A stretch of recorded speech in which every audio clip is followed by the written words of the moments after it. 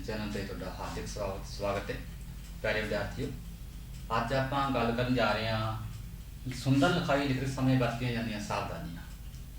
ਜਦੋਂ ਅਸੀਂ ਕੁਝ ਲਿਖਦੇ ਹਾਂ ਇੱਕ ਮਾੜੀ ਲਿਖਾਈ ਹੋਣ ਕਰਕੇ ਆਪਣੇ ਬਹੁਤ ਜ਼ਿਆਦਾ ਨੰਬਰ ਕੱਟ ਜਾਂਦੇ ਹਨ। ਅੱਜ ਆਪਾਂ ਉਸ ਟੌਪਿਕ ਤੇ ਗੱਲ ਕਰਨੀ ਹੈ ਕਿ ਸਾਡੀ ਲਿਖਾਈ ਕਿੱਦਾਂ ਸਾਫ਼ ਹੋ ਸਕਦੀ ਹੈ। ਪਹਿਲਾ ਪੁਆਇੰਟ ਹੈ 35 ਅੱਖਰਾਂ ਦਾ ਪੂਰਾ ਗਿਆਨ ਹੋਣਾ ਜ਼ਰੂਰੀ ਹੈ। ਤੁਹਾਨੂੰ ਜਿਹੜੇ 35 ਅੱਖਰ ਉੜੇ ਤੋਂ ਲੈ ਕੇ डाले तक 35 अखर बनते हैं। उस तो बाद जेकर आपां विच सस्से वाली लाइन सस्से पर बिंदी लाइन शामिल करिए तो फिर असीं कहांगे वर्णमाला, उन्होंने वर्णमाला कहा जाएगा। फिर उस तो बाद दूजा पॉइंट तुहाडा आवेगा अखां दी बनतर वल ध्यान। अखां दी बनतर ते मेरा कहण दा भाव यही है अगे तो कि बनतर पंजाबी च लिखाई दो प्रकार की हुंदी है, एक तो गोल अते चौरस। उहदे नाल मैं मैंशन कर रहा, एक तो गोल लिखाई है, एक चौरस है। तुसी इन्हां च एक लिखाई चूज करनी जिहड़ी जेकर ये लिखाई तुसी चूज कर रहे हो तो तुहाडी राइटिंग इस लिखाई विच होनी चाहिए। अदरवाइज जेकर तुसी दूसरे नंबर की लिखाई चूज करते हो तुहाडी लिखाई इस तरह की होनी चाहिए तां लिखाई साफ हो सकती है। तीजा पॉइंट मुहारनी नूं सही रूप में लिखना ते बोलना। मुहारनी की है?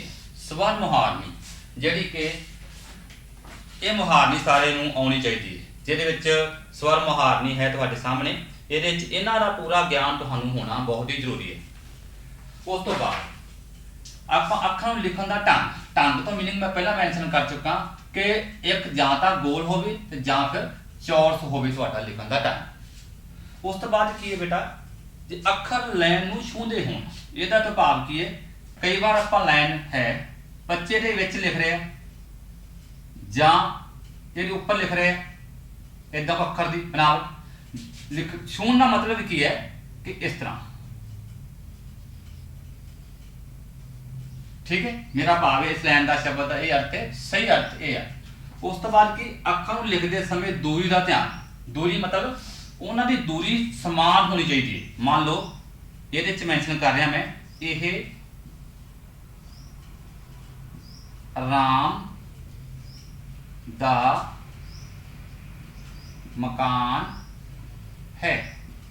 देखो इन्हां दा जिहड़ा दूरी इक्को जी है, समान। ये जरूरी नहीं कि आपां मेजरमेंट नाल मिलना नहीं है, तुहाडा अंदाजा होना चाहिए कि अखर कितनी दूरी उपर हैं। यानी एक अखर इत्थे होवे, दूजा इत्थे होवे, तीजा इत्थे। जेकर अखां दी दूरी समान नहीं है तुहाडी तो तुहाडी राइटिंग पुअर हो सकती है।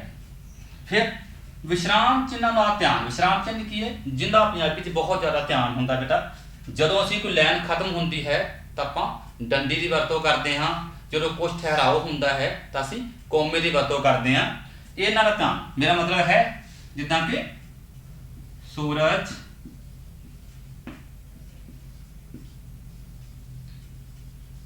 पश्चिम विच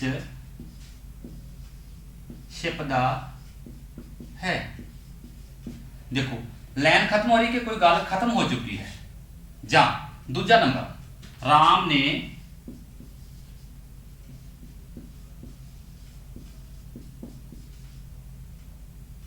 बाजार विचों, अगे देखो सेब, पहले मैं सेब बोलिया, फिर अदरवाइज होर केले ते अमरूद।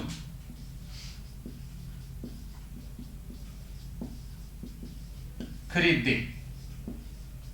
देखो ये की सी, राम ने बाजार विचों सेब तो बाद एक चीज होर जिन्नियां चीज़ां बोलियां जाणगियां उन्होंने तुसीं कौमे पा के लिखते जावांगे, कुछ ठहराव पैदा होंदा है, वो विश्राम से। अखीर च की है जो तुसीं इन्हां गल्लां ध्यान रखोगे तो तुहाडी राइटिंग जी सुंदर हो सकती है। बिल्कुल जदों कि तुसीं इन्हां 35 अखर शुरू करना है, ये नहीं हो सकता कि तुसीं एक पहली स्टैप तो लग के इस स्टैप पर नहीं पहुँच सकते।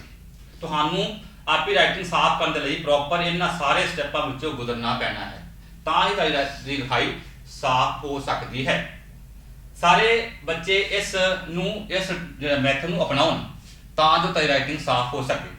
उस तो बाद दूसरा असीं टॉपिक शुरू करांगे नाल दा वर्ण, शब्द अते वाकां दे बारे। अदरवाइज वाक, वर्ण की है, शब्द की है, वाक की है, उहदे बारे। जदों मनुख बोलदा है उहदे मूँह चों भिन्न प्रकार दीआं आवाज़ां निकलदियां हन, उस नूं वर्ण कहा जाता है।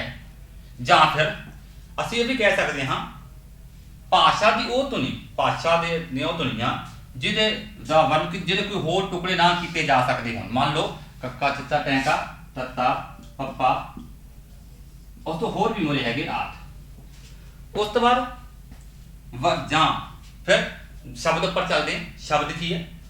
ਵਰਨਾਂ ਦੇ ਅਰਥਪੂਰਨ ਸੁਮੇਲ ਨੂੰ ਸ਼ਬਦ ਕਹਿੰਦੇ ਹਨ। ਵਰਨਾਂ ਦਾ ਅਰਥਪੂਰਨ, ਜਿਹਦੇ ਵਰਨ ਦਾ ਕੋਈ ਅਰਥ ਹੁੰਦਾ ਹੈ ਉਸ ਨੂੰ ਸ਼ਬਦ ਕਹਿੰਦੇ ਹਨ। ਜਾਂ ਫਿਰ ਜਿਨ੍ਹਾਂ ਦਾ ਕੋਈ ਨਾ ਕੋਈ ਅਰਥ ਨਿਕਲਦਾ ਹੋਵੇ, ਜਿਨ੍ਹਾਂ ਦਾ ਕੋਈ ਨਾ ਕੋਈ ਅਰਥ ਨਿਕਲਦਾ ਹੋਵੇ ਉਸ ਨੂੰ ਸ਼ਬਦ ਕਿਹਾ ਜਾ ਸਕਦਾ ਹੈ। ਜਿੱਦਾਂ ਕਿ ਰੋਟੀ, ਕੱਪੜਾ, ਮਕਾਨ, ਚਾਹ ਐਕਸਟਰਾ ਆਦਿ। ਠੀਕ ਹੈ। ਉਸ ਤੋਂ ਬਾਅਦ ਸਾਰਥਕ ਸ਼ਬਦ ਕਿਹੜੇ ਹੁੰਦੇ ਨੇ? ਸਾਰਥਕ ਸ਼ਬਦ ਜਿਨ੍ਹਾਂ ਸ਼ਬਦਾਂ ਦਾ ਕੋਈ ਨਾ ਕੋਈ ਅਰਥ ਹੋਵੇ। ਸਾਰਥਕ ਮਤਲਬ ਕੋਈ ਚੀਜ਼ ਸਾਰਥਕ ਹੈ ਸਾਡੇ ਕੋਲ, ਜਿਨ੍ਹਾਂ ਸ਼ਬਦਾਂ ਦਾ ਕੋਈ ਨਾ ਕੋਈ ਸਾਰਥਕ ਜਾਂ ਅਰਥ ਨਿਕਲਦਾ ਹੋਵੇ ਉਸ ਨੂੰ ਅਸੀਂ ਸਾਰਥਕ ਸ਼ਬਦ ਕਹਿੰਦੇ ਹਾਂ। ਜਿੱਦਾਂ ਰੋਟੀ, ਕੱਪੜਾ, ਮਕਾਨ, ਖੰਡ, ਖੀਰ ਜਾਂ ਪੀਰ, ਕੋਈ ਵੀ ਇਹਨੂੰ ਐਕਸਟਰਾ ਆਦਿ ਮਤਲਬ। ਉਸ ਤੋਂ ਬਾਅਦ ਕੀ ਹੈ? ਨਿਰਾਰਥਕ ਸ਼ਬਦ, ਜਿਨ੍ਹਾਂ ਸ਼ਬਦਾਂ ਦਾ ਕੋਈ ਅਰਥ ਨਾ ਨਿਕਲਦਾ ਹੋਵੇ, ਜਿਨ੍ਹਾਂ ਸ਼ਬਦਾਂ ਦਾ ਕੋਈ ਵੀ ਅਰਥ ਨਾ ਨਿਕਲਦਾ ਹੋਵੇ ਬੇਟਾ ਉਸ ਨੂੰ ਅਸੀਂ ਨਿਰਾਰਥਕ ਸ਼ਬਦ ਕਹਿੰਦੇ ਹਾਂ। ਜਿਵੇਂ ਕਿ ਚੂ, ਪੂਣੀ, ਮਕੂਨ ਆਦਿ ਐਕਸਟਰਾ ਕਹਿ ਸਕਦੇ ਹਾਂ। ਜਾਂ ਫਿਰ ਵੈਸੇ ਤੁਸੀਂ ਗੱਲ ਕਰੀਏ ਤਾਂ ਜਿਹੜੇ ਸ਼ਬਦ ਹੁੰਦੇ ਆ ਉਹ 8 ਪ੍ਰਕਾਰ ਦੇ ਹੁੰਦੇ ਹਨ। ਵੈਸੇ ਮੈਂ ਕਰਾਂਗੇ ਮੋਰੇ, ਪਰ ਮੈਂ ਪਹਿਲਾਂ ਵੈਸੇ ਦੱਸਦਿਆਂ ਤੁਹਾਨੂੰ, ਜਿਹੜੇ ਕਿ ਨਾਂਵ, ਪੜਨਾਂਵ, ਵਿਸ਼ੇਸ਼ਣ, ਕਿਰਿਆ ਵਿਸ਼ੇਸ਼ਣ, ਕਿਰਿਆ, ਸੰਬੰਧਕ, ਯੋਜਕ, ਵਿਸਮਿਕ, ਇਹ 8 ਜਿਹੜੇ ਹਨ 8 ਪ੍ਰਕਾਰ ਦੇ ਸ਼ਬਦ ਪ੍ਰਯੋਗ ਦੇ ਤੌਰ ਤੇ ਹੋ ਸਕਦੇ ਹਨ। ਉਸ ਤੋਂ ਬਾਅਦ ਗੱਲ ਕਰਦੇ ਹਾਂ ਆਪਾਂ ਪੁੱਤਰ ਵਾਕ ਦੀ। ਵਾਕ ਕੀ ਹੈ? ਵਾਕ ਬਣਦੇ ਕਿੱਦਾਂ ਹੈ? ਸ਼ਬਦਾਂ ਦੇ ਮੇਲ ਤੋਂ ਵਾਕ ਬਣਦੇ। ਸ਼ਬਦ ਕਿੱਦਾਂ? ਜਿੱਦਾਂ ਕਿ ਵਰਨ ਨਾਂ ਦੇ ਮੇਲ ਤੋਂ, ਜਦੋਂ ਵੀ ਇਹ ਲਿਖਦੇ ਹਾਂ ਇਹ ਕੀ ਬਣ ਗਿਆ ਤੁਹਾਡੇ ਕੋਲ? ਸ਼ਬਦ। ਵਰਨ, ਇਹ ਬਣ ਗਿਆ ਵਰਨ। ਠੀਕ ਹੈ। ਉਸ ਤੋਂ ਬਾਅਦ ਇਹਨਾਂ ਦੇ ਮੇਲ ਤੋਂ, ਯਾਨੀ ਕਿ ਮੇਲ ਤੋਂ ਬਣ ਗਿਆ ਸ਼ਬਦ, ਤੇ ਸ਼ਬਦਾਂ ਦੇ ਮੇਲ ਤੋਂ ਵਾਕ ਬਣਦੇ ਹਨ। ਮੰਨ ਲਓ ਉੱਪਰਲਾ ਮੈਂ ਸ਼ਬਦ ਲਿਆ ਸੀ, ਤੁਹਾਡੇ ਕੋਲ ਇੱਕ ਉਹ ਲੈਣਾ ਮੈਂ ਮਕਾਨ। ਪਹਿਲਾਂ ਤਾਂ ਬਣ ਗਿਆ ਸਾਡੇ ਕੋਲ ਸ਼ਬਦ। ਇਹ ਹੈ ਸ਼ਬਦ। ਇਹਦਾ ਅਸੀਂ ਵਾਕ ਕਿੱਦਾਂ ਬਣਾਉਣਾ ਹੈ? ਜਦੋਂ ਇਸ ਨੂੰ ਲਾਈਨ ਵਿੱਚ ਕਨਵਰਟ ਕਰ ਦਿਆਂਗੇ ਅਸੀਂ, ਇਹ ਸ਼ਾਮ ਦਾ ਮਕਾਨ ਹੈ। ਇਹ ਕੀ ਸਾਡੇ ਕੋਲ ਬਣ ਗਿਆ? ਸ਼ਬਦ, ਵਾਕ। ਪਹਿਲਾਂ ਤਾਂ ਮੈਂ ਤੁਹਾਨੂੰ ਇਹ ਕਿਹਾ ਸੀ ਵੀ ਸ਼ਬਦ, ਫਿਰ ਮੈਂ ਵਾਪਸ ਆਉਣਾ ਪਰ ਸ਼ਬਦ। ਸ਼ਬਦ ਕੀ ਹੈ? ਜਦੋਂ ਸ਼ਬਦ ਨੂੰ ਅਸੀਂ ਜਿਨ੍ਹਾਂ ਦਾ ਕੋਈ ਅਰਥ ਤੁਹਾਡੇ ਕੋਲ ਸਪਸ਼ਟ ਹੋ ਜਾਵੇ, ਮੰਨ ਲਓ ਉਹ ਤਾਂ ਹੋ ਗਿਆ ਸ਼ਬਦ। ਜਿਹਦਾ ਕੋਈ ਵੀ ਅਰਥ ਨਾ ਹੋਵੇ, ਮੰਨ ਲਓ ਕਿੰਨੇ ਬਹੁਤ ਸਾਰੇ ਹੈ ਇਸ ਨੂੰ, ਜਿੱਦਾਂ ਕਿ ਚਾਹ ਹੈ, ਚਾਹ ਦਾ ਅਰਥ ਹੈ ਲੇਕਿਨ ਚੂ ਦਾ ਕੋਈ ਅਰਥ ਨਹੀਂ ਹੈ, ਪਰ ਇਹ ਵਰਤੇ ਕਿਉਂ ਜਾਂਦੇ ਹਨ? ਹੁਣ ਇਹਦਾ ਜੇ ਅਸੀਂ ਗੱਲ ਕਰਦੇ ਹਾਂ ਵੀ ਕਿਉਂ ਹੈ, ਜੇ ਅਰਥ ਨਹੀਂ ਹੈ ਤੇ ਪੰਜਾਬੀ 'ਚ ਕਿਉਂ ਵਰਤੇ ਜਾਂਦੇ ਹਨ? ਬੇਟਾ ਇਹ ਸਾਡੀ ਪੰਜਾਬੀ ਬੋਲੀ ਨੂੰ ਪ੍ਰਭਾਵਸ਼ਾਲੀ ਬਣਾਉਂਦੇ ਹਨ। ਜੋ ਤੁਹਾਡੇ ਕੋਈ ਗੈਸਟ ਆ ਗਿਆ, ਮੰਨ ਲਓ ਅਸੀਂ ਉਹਦੇ ਨਾਲ ਗੱਲ ਕਰ ਰਹੇ ਹਾਂ, ਜਾਂ ਕੋਈ ਤੁਹਾਡੇ ਫਾਦਰ ਆਗੇ ਬਾਹਰੋਂ ਆ ਰਹੇ, ਪੁੱਛਿਆ ਵੀ ਚਾਹ ਚੂ ਪੀਤੀ ਤੁਸੀਂ, ਮੰਨ ਲਓ ਕਿ ਪੁੱਛਦੇ ਆ ਤੁਸੀਂ ਚਾਹ ਚੂ ਪੀਤੀ। ਇੱਕ ਦਾ ਚਾਹ ਦਾ ਤਾਂ ਅਰਥ ਹੈ ਲੇਕਿਨ ਚੂ ਦਾ ਕੋਈ ਅਰਥ ਨਹੀਂ ਹੈ, ਲੇਕਿਨ ਕਿ ਸਾਡੀ ਬੋਲੀ ਨੂੰ ਪ੍ਰਭਾਵਸ਼ਾਲੀ ਬਣਾਉਂਦੇ ਹਨ। ਤਾਂ ਇਹ ਤੁਸੀਂ ਚਾਹ ਪੀਤੀ ਇੱਕ ਤਾਂ ਇੱਕ ਓਪਰਾ ਜਿਹਾ ਲੱਗਦਾ, ਇਸ ਕਰਕੇ ਅਸੀਂ ਨਾਲ ਹਰੇਕ ਚੀਜ਼ ਨਾਲ ਇੱਕ ਨਿਰਾਰਥਕ ਸ਼ਬਦ ਦੀ ਵਰਤੋਂ ਕਰਦੇ ਹਾਂ। ਤੁਹਾਡਾ ਮਕਾਨ ਮਕੂਨ ਹੈ, ਜਿੱਦਾਂ ਆਪਾਂ ਤੁਹਾਡਾ ਕੋਈ ਮਕਾਨ ਮਕੂਨ ਹੈ, ਮਕਾਨ ਤਾਂ ਹੈ ਲੇਕਿਨ ਮਕੂਨ ਕੀ ਹੈ? ਯਾਨੀ ਕਿ ਨਿਰਾਰਥਕ ਹੈ। ਬਟ ਕੀ ਹੈ? ਨਿਰਾਰਥਕ ਤਾਂ ਹੈ ਪਰ ਕੀ ਹੈ, ਸਾਡੀ ਇਹ ਬੋਲੀ ਨੂੰ ਬਹੁਤ ਜ਼ਿਆਦਾ ਪ੍ਰਭਾਵਸ਼ਾਲੀ ਬਣਾ ਦਿੰਦੇ ਹਨ, ਜਿਹਦੇ ਕਰਕੇ ਅਸੀਂ ਵਰਤਦੇ ਹਾਂ। ਉਸ ਤੋਂ ਬਾਅਦ ਜਿਹੜਾ ਵਰਨ ਸੀਗਾ, ਵਰਨ ਦੁਬਾਰਾ ਫਿਰ ਮੈਂ ਉਹ ਟੋਪਿਕ ਨੂੰ ਐਕਸਪਲੇਨ ਕਰ ਰਿਹਾ। ਵਰਨ ਮਨੁੱਖ ਬੋਲਦਾ ਹੈ ਤਾਂ ਉਹਦੇ ਵਿੱਚ ਆਵਾਜ਼ਾਂ ਨਿਕਲਣ, ਧੁਨੀਆਂ ਨਿਕਲਦੀਆਂ, ਉਹਨੂੰ ਵਰਨ ਕਿਹਾ ਜਾਂਦਾ ਹੈ। ਜਾਂ ਜੇ ਭਾਸ਼ਾ ਦੀ ਉਹ ਧੁਨੀ, ਭਾਸ਼ਾ ਦੀ ਧੁਨੀ ਮਤਲਬ ਆਵਾਜ਼ ਜਿਹਦੇ ਹੋਰ ਟੁਕੜੇ ਨਾ ਕੀਤੇ ਜਾ ਸਕਦੇ ਹੋਣ। ਮੰਨ ਲਓ ਹੁਣ ਇਹ ਜਾਵਾਂ ਇੱਥੇ ਜਾਣਾ ਮੈਂ, ਟੁਕੜੇ ਮਤਲਬ ਕੱਕਾ ਚੱਚਾ ਟੈਂਕਾ ਤੱਤਾ, ਇਹਦੇ ਟੁਕੜੇ ਨਹੀਂ ਕੀਤੇ ਜਾ ਸਕਦੇ। कक्का अलग है, चचा अलग है, टैंका अलग है, तत्ता अलग है, पप्पा अलग है ते मम्मा अलग है। ये की तुहाडे कोल वर्ण भाषा की वो धुनी जिस दे होर टुकड़े ना किए जा सकते होण उस नूं असीं वर्ण कहंदे हां। ठीक है, वर्ण जिहड़े हुंदे आ कक्का चचा टैंका तत्ता पप्पा है ही है। ते जिहड़े शब्द से शब्दां दे बारे आपां गल कर रहे सी, शब्द की है, शब्द वैसे दो प्रकार के होंदे हैं, बट जो असीं प्रयोग करते हाँ इस लिपि में प्रयोग करते हैं, पंजाबी प्रयोग करते हैं, तो असीं 8 तरह के शब्दों का प्रयोग करते हैं, वाकां का शब्दों का प्रयोग करते हैं, जिहड़े कि साडे कोल अलग-अलग होंदे हैं। जदों असीं सारिआं नूं इस चीज़ नूं यकीनी बना लवांगे, असीं प्रॉपर रूप च इहनूं सिख लवांगे, तो असीं पंजाबी नूं बहुत ही वधिया तरीके नाल पढ़ सकते हाँ, लिख सकते हाँ।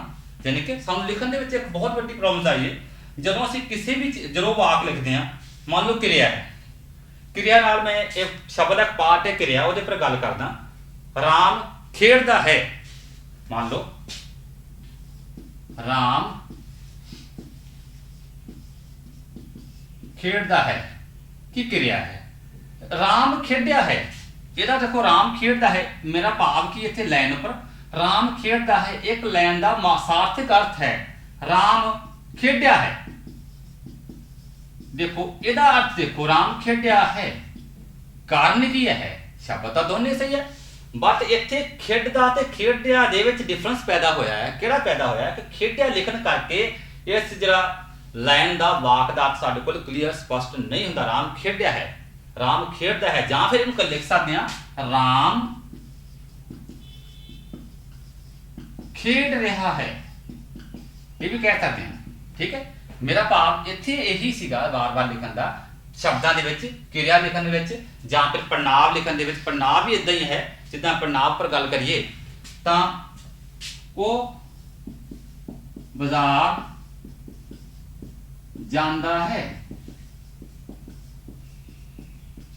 वो बाजार जांदा है, इहदा अर्थ तां है, लेकिन इत्थे मैं लिख देवां उस बाजार जांदा है, फिर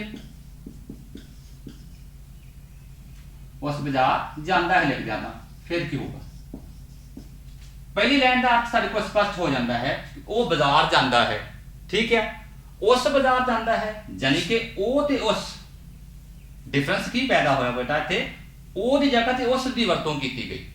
उस दी वरतों करन नाल की होया कि इसका अर्थ साडे को स्पष्ट नहीं होया, स्पष्ट ना होने करके साडी जिहड़ा है लाइन ही गलत हो गई, इहदा अर्थ स्पष्ट नहीं होया करके असीं नूं रॉन्ग पासे ले जांदे हां। इस करके कहा जाता है कि साडे कोल जिहड़े शब्द हैं, शब्दों का सवेल साडी पंजाबी बोली च बहुत ही ज़्यादा प्रभावशाली हुंदा है। इस करके सारे बच्चों नूं ये तकीद है मेरी है कि वो पहला लिखण तो पहला उन्हां वाकां नूं जरूर ध्यान नाल वाच करन, असीं की लिख रहे हैं। कई बार बच्चे लिखना कुछ होर चाहुंदे हैं पर उनको लिख कुछ होर हुंदा, क्योंकि वो लाइन नूं पढ़दे नहीं हैं। जेकर तुसीं इहनूं प्रॉपर रूप च पढ़ोगे, लिखण तो बाद पढ़ोगे तो तुहाडी पंजाबी च गलती नहीं हो सकती, ते तुहानूं व्याकरण का ज्ञान तां ही होवेगा जेकर तुसीं इन्हां नूं स्टैप बाय स्टैप याद करोगे। तो जेकर तुसीं स्टैप बाय स्टैप याद नहीं करते तो तुहानूं लिखण च प्रॉब्लम अगे क्रिएट हुंदी रहनी। इस करके सारे बच्चे जदों इन्हां नूं लिखदे हो, शब्दां नूं लिखदे हो, वाकां नूं लिखदे हो जां कोई होर चीज़ लिख रहे हो तुसीं, तो उन्हां नूं ध्यान नाल पढ़ो, पढ़न तो बाद लिखो तो तुसीं सफल हो सकते हो। तो सफल होने तो पहला मैं एक टॉपिक जो तुहाडे पहला मैंशन किया है कि लिखाई तुहाडी किद्दां साफ होनी है, ये सारे बच्चों ने बनाना है।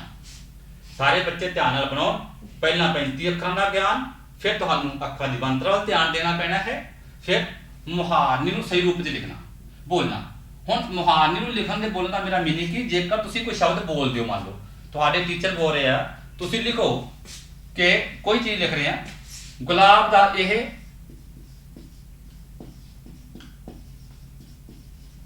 गुलाब दा फुल है। जेकर गुलाब की एक मात्रा जगह 2 ला दोगे गुलाब बन जाना है, तो उत्थे की होना है, मिस्टेक हो जानी है। यानी कि ये लगा मात्रा का नाल ध्यान रखना। पहला लगा मात्रा विच वो तो आपां नूं आउणियां ही चाहीदियां, मुहारनी तो बाद लगा मात्रा का ध्यान विच लिखिया नहीं सीगा, फिर मैं मैंशन करदा लगा मात्रा का ध्यान भी इस रखा जाना बहुत जरूरी। तुहाडा मात्रा की है स्वर, पंजाबी 3 स्वर ऊड़ा ऐड़ा ईड़ी नाल, इन्हां 3 स्वरां तो स्वर मुहारनी बनी, जिहड़ी असीं तुहानूं मैंशन कीती कि तुसीं हरेक बच्चे ने याद करनी है ते लिखनी भी है। हरेक बच्चे नूं लिखनी ते पढ़नी आउणी बहुत ही जरूरी है। ਜਦ ਤੱਕ ਤੁਹਾਨੂੰ ਮੁਹਾਰਨੀ ਬਾਰੇ ਪੂਰਾ ਗਿਆਨ ਨਹੀਂ ਹੋਵੇਗਾ, ਤੁਸੀਂ ਨਹੀਂ ਲਿਖੋਗੇ ਤਾਂ ਤੁਹਾਨੂੰ ਪੰਜਾਬੀ ਲਿਖਣ 'ਚ ਬਹੁਤ ਜ਼ਿਆਦੀਆਂ ਮੁਸ਼ਕਲਾਂ ਆਉਣਗੀਆਂ ਹੀ। ਤੇ ਇਸ ਕਰਕੇ ਪਹਿਲਾਂ ਪਹਿਲਾਂ ਇਹਨਾਂ ਨੂੰ ਕਰਦੇ ਸੀਗੇ ਮੁਹਾਰਨੀ, ਸਰ ਵੀ ਮੈਂਸ਼ਨ ਕਰ ਰਹੇ ਮੁਹਾਰਨੀ ਮੀਨਿੰਗ ਇਹੀ ਕਿ ਤੁਹਾਡੀ ਜਿਹੜੀ ਭਾਸ਼ਾ ਹੈ, ਤੁਹਾਡੀ ਜਿਹੜੀ ਬੋਲੀ ਹੈ ਜਾਂ ਤੁਹਾਡੀ ਜਿਹੜੀ ਲਿਖਾਈ ਹੈ ਉਹਨੂੰ ਸਾਫ਼ ਕੀਤਾ ਜਾ ਸਕੇ। ਇਸ ਕਰਕੇ ਸਾਰੇ ਬੱਚਿਆਂ ਨੇ ਇਹ ਟੌਪਿਕ ਨੂੰ ਧਿਆਨ ਨਾਲ ਵਾਚ ਕਰਨਾ ਹੈ। ਵਾਚ ਕਰਨ ਤੋਂ ਬਾਅਦ ਇਹਨਾਂ ਨੂੰ ਅਪਣਾਉਣਾ ਵੀ ਹੈ। ਅਪਣਾਉਣ ਤੋਂ ਬਾਅਦ ਤੁਸੀਂ ਸਕਸੈਸਫੁਲ ਤਾਂ ਹੀ ਹੋਵੋਗੇ, ਸਫਲ ਤਾਂ ਹੀ ਹੋਵੋਗੇ ਜੇ ਤੁਸੀਂ ਇਹਨਾਂ ਸਾਰੀਆਂ ਚੀਜ਼ਾਂ ਨੂੰ ਅਪਣਾਓਗੇ, ਸਿੱਖੋਗੇ। ਸਿੱਖਣ ਤੋਂ ਬਾਅਦ ਮੈਂ ਆਸ਼ਾ ਕਰਦਾ ਹਾਂ ਕਿ ਤੁਸੀਂ ਸਾਰੇ ਇਸ ਮੈਂਟਰ 'ਚ ਸਫਲ ਹੋ ਸਕਦੇ ਹੋ। ਤੁਹਾਡਾ ਬਹੁਤ ਬਹੁਤ ਧੰਨਵਾਦ।